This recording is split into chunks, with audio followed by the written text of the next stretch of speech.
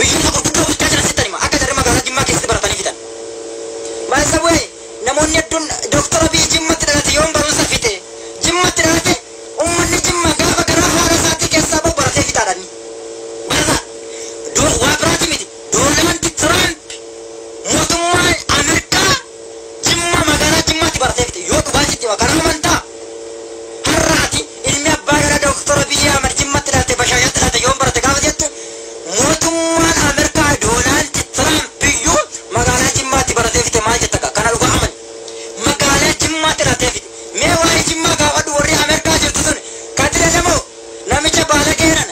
as jirtaa miti karaa Ameerikaa Doonaald Tiraamp bira dhageetti eessatti baratee barnoota fittee jedhiin har'a ajas deebitee Jimmatti dhalate yoon barate kana jette manni Jimmaa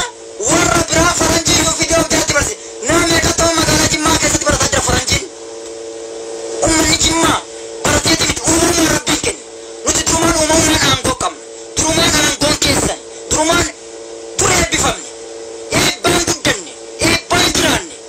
gaafa dhalattee garaa nuura haadha keetti keessaa buutu nama wal ta'ee jiraadhu nan eebba qabna mee dhugaasitti yoo barbaadde mootummaa Ameerikaa keessa kan jiru warroonni Ameerikaa jirtan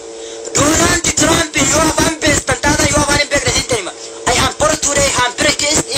one is today is Doonaald Tiraamp jedhitti kana gaafadhu ingiliffa kana barreeffadhu afaan kana nakkitii gaafadhu eessatti baratte mootummaa Ameerikaatti eessatti baratte jedhi gaafadhu mootummaan Ameerikaa Jimma Itoophiyaa Jimmaa keessatti baratte Finfinnee keessatti baratte Jimmaa keessatti baratte amma mootummaan Ameerikaa Obaamaa mootummaan duraanii eessatti akka inni dhufee Jimmaan daawwatee moo hin daawwanne mootummaan Ameerikaa illee Doonaald Tiraamp illee dhufee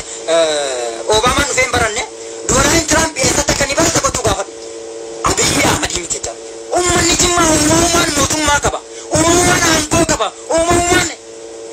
kadhaa beeka uumamumaan waaqeffataa qaba uumamumaan nama rabbiin kadhatu qaba uumamumaan nama kadhatee rabbi irraa dhabuu miti waan ta'eef